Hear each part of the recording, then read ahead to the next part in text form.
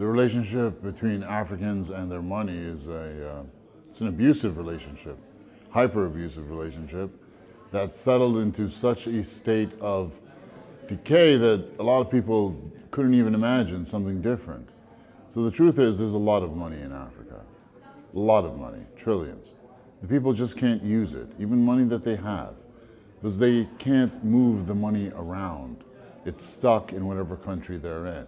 If they're in Ethiopia using bird, it's illegal to move it out of the country. They can't use it. If you're an Egyptian, like me where I was born, you're a prisoner in the country. It's impossible to get out nearly. And for your money, it's completely impossible to get out. My mother just lost half her life savings. It was an Egyptian bank, lured her in with a high interest rate, slashed it by 70%. Then the currency went down by 50%. And now they're letting her withdraw $100 a week. So her money's trapped. And it's the same thing in Nigeria, one of the peoples I love most. They have very similar problems. And corruption, we all talk about corruption in Africa, but the truth is that corruption is a weed that grows around these barriers around people's money. This problem of all these barriers that are put around people in Africa is so epidemic that I gave it a name. It's financial apartheid. We talk about racial apartheid, gender apartheid, but the biggest problem is financial apartheid. There are so many levers of power that these shadowy super bankers have to keep control that sometimes we don't even realize they exist. But when you zoom out and you look at Africa, you realize there's 2,000 payment networks. Under 3% of them actually talk to each other. There are all these capital controls everywhere, and that is like the barrier where corruption grows as a weed. I'll give you a great example of that, just so we all understand how extensive the problem is. So let's take Nigeria, for example.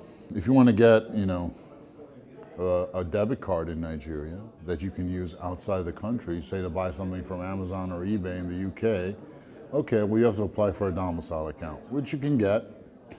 Then you take your $100 worth of Nigerian naira and you have to get US dollars. So you go to the black market and you lose half. Now you can't buy dollars from the central bank at the official rate, which is twice as good, because that's reserved only for the friends of the political elite, right? So you lose your $100 becomes $50. Then you get that domicile account, you put the money in there, you get your fancy, international USD debit card. You try to buy something online, that $50 becomes $25 because you spend it at the official rate. So they lose 75% trying to access or make a payment outside the country. Think about that for a minute. It goes the same if you're a student or a small or medium-sized merchant. Even big merchants have the same problem. Meanwhile, the political elite can literally buy dollars from the central bank at the official price, and then they will dump it on the black markets at double the price. And they keep repeating that arbitrage route, making double profit while the people are taxed at 75%. That is called round tripping, and it's one of the clearest examples of corruption.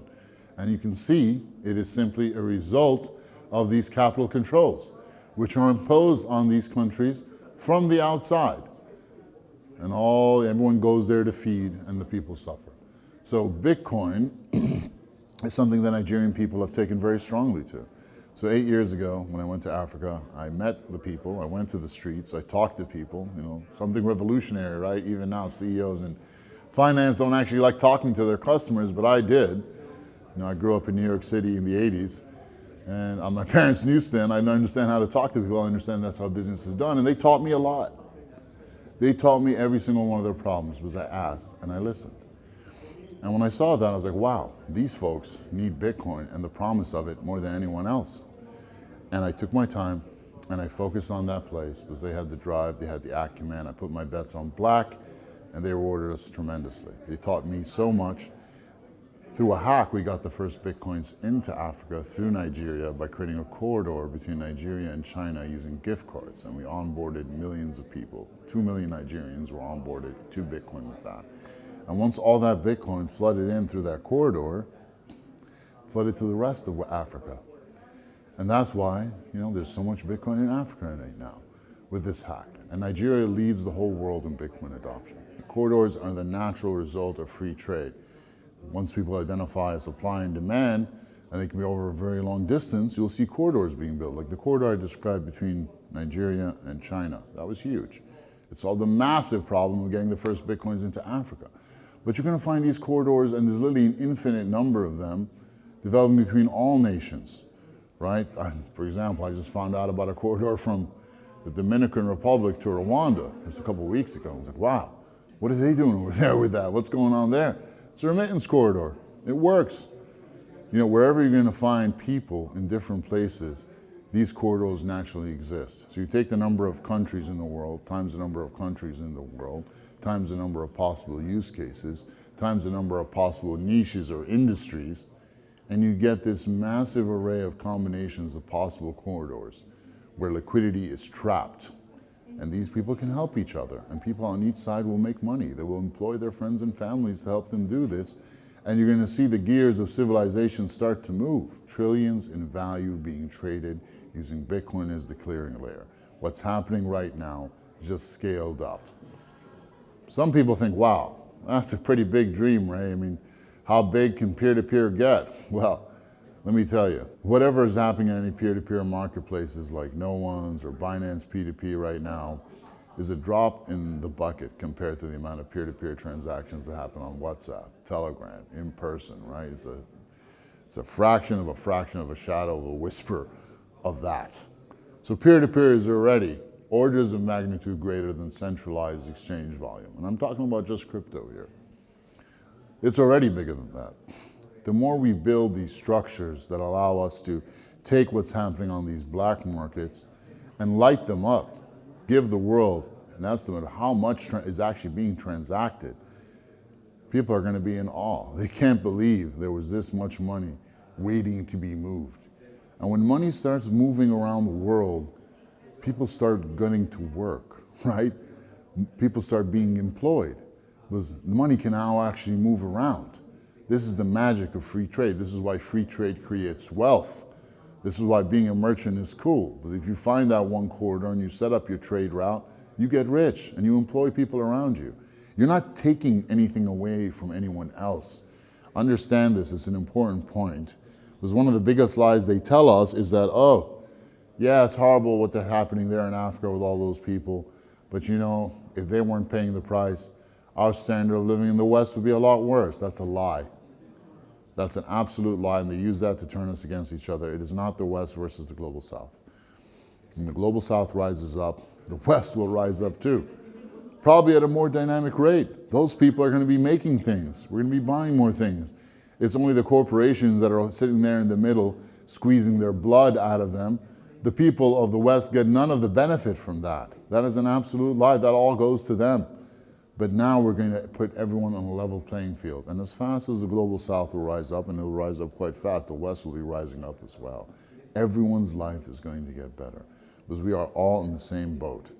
If we all understood the depths and depravity of this system and how it actually works against humanity, there would be an open revolt the next morning. These are the words of Henry Ford. And anyone who has peered into this matrix of control realizes the same thing. There is an anti-human agenda at work. And all we have to do is work together to make those sats flow, and we can win. And it'll be a beautiful victory. You know, backtrack 8 years ago, everyone was laughing at me when I was saying Africa was going to lead Bitcoin adoption. They said the Africans couldn't figure it out. Why are people making $2 a day? You're going to invest in Bitcoin? Well, it's not about Bitcoin as an investment. It's about Bitcoin as a means of exchange to help people break out of financial apartheid. They can use their money now, the money that they have. They're on a somewhat equal playing field with everyone else. But as long as they can get that Bitcoin, and there's many routes for even the unbanked to get it, they can take that Bitcoin and they can turn it into any other form of money they want. They can take that Bitcoin and turn it into a bank transfer in the UK, a PayPal deposit in France. They can turn it into a bank deposit in Cameroon or cash in Malawi. It even enables Pan-African trade.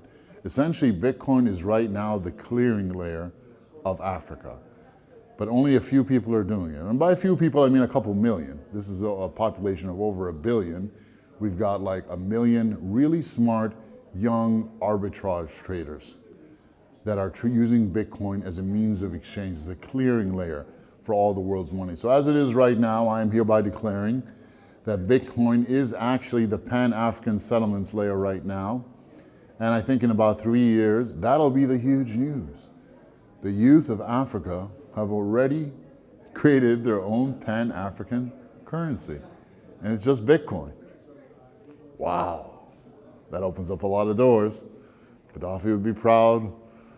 Patrice Lumumba would be proud. So many great revolutionaries would be proud, because all the revolting in the world really doesn't matter unless you solve the money problem first. And the African youth have taken it upon themselves to solve this problem, to create the blueprint for everyone else to follow. But once they get the Bitcoin, then a whole world of possibilities opens up for them, right? Especially mobile money. That's actually the dominant system of exchange in Africa. It's mobile money. We've all heard of M-Pesa. That's a Kenyan mobile network started by a Kenyan telco, Safaricom. Every Kenyan has an M-Pesa wallet. M-Pesa works on smartphones, but it also works on these USSD interfaces, these little gray interfaces with the choosing the numbers, and that's how it works in Africa. And everyone just sends money like that. That's huge. Mobile money is huge. Doesn't matter if it's M-Pesa in Kenya or MTN mobile money in Nigeria. But here's another example of financial apartheid and how it works. You know, M-Pesa is hugely popular in Kenya and actually exists in 7 other African countries, but you can't send money from an M-Pesa account in Kenya to an M-Pesa account in Ghana or South Africa. They're different networks. So they don't even talk to each other, even though it's the same network. So what happens if you want to send money from country to country? Well, that brother in Kenya will buy some Bitcoin with his M-Pesa account from another brother or sister in Kenya. Then they'll take that Bitcoin, they'll sell it to a brother in Ghana. Then he asks them to pay him with a mobile money transfer to his friend or his sister living in Ghana to their mobile money account. So you can see a local transfer happens here, a local transfer happens there, but Bitcoin is what actually leaps across the borders. And the African people figured all this out by themselves. It's essentially Hawala 2.0. Hawala was a system of money transfer. It actually means money transfer in Arabic that started about 1,000 years ago. It was started by the Muslims because they had this trust network based on their religion and the first immutable ledger, the sacred book of the Muslims. But now they have this immutable ledger that anyone can use regardless of their religion. And he can connect you with magical money friends around the world. That's what peer-to-peer platforms, marketplaces do. They will connect you to people all over the world, these magical money friends. They'll be like, yo, if you got some Bitcoin, I'll let you borrow my mobile money account and make a payment for you. Or I'll receive a payment for you. Or I can use my mobile money account, I can use my bank account, I can use my gift cards, I can use whatever tools I have and I'll let you borrow them. It is peer-to-peer sharing of accounts. That is very powerful. It is a Hawala 2.0. It is something that the shadowy super bankers are quite concerned with.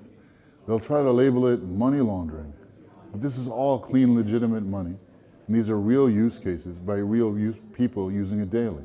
So what are they so afraid of? They're so afraid because we don't need them and their broken systems. Consider that the only banking network available within Africa for countries to talk to each other is still the broken SWIFT system, which if you understood how it actually worked, you would be horrified. It's a 50-year-old system that is just a bunch of papers, incompetence, stupidity, and ignorance. And they have somehow taken this system, which is really the US Treasury system, and imposed it on the rest of the world. We all talk about replacing the US dollar. Well, hold on. That's just a peg of value. The real problem is the Treasury system that imposes these broken rails upon the peoples of the world, and they have no alternative. Well, guess what? We have an alternative now. It's called Bitcoin. So my job, as one of the builders in this space, who built a peer-to-peer marketplace that reached 13 million people over 8 years, quite a bit of education went into doing that. My job now is to make sure there's 1,000 of these marketplaces, all unstoppable, all permissionless, which means they need to be completely decentralized. To that end, I am now working with CivKit. I'm one of the founders of CivKit. Civ as in civilization. This is a toolkit an open source protocol, non-for-profit. The protocol doesn't earn any money, it's pure like Bitcoin. And CivKit's job is to rebuild civilization. Civilization 2.0. Anyone will be able to start up their own peer-to-peer marketplace with all the tools necessary to make that thing actually work. Now I called it CivKit instead of Marketplace Kit, because guess what? To make a marketplace work, you actually need services that are really governance, civilization-grade services. Like you need dispute arbitration in case of financial disputes. It's a huge problem. You need a form of identification, because guess what? This is clean money. These aren't drug dealers or nasty people. These are good, clean business people that want to be visible, that want to ID themselves. You're also going to need a stable coin backed up by Bitcoin.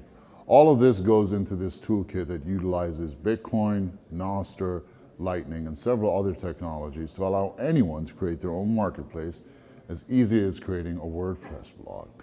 You can imagine how many hundreds of these CivKit instances will be popping up all over the place, all over Africa, all over the Middle East, all over Latin America, Southeast Asia, wherever people need to trade freely and they cannot, which is the entirety of the global South, people will use CivKit.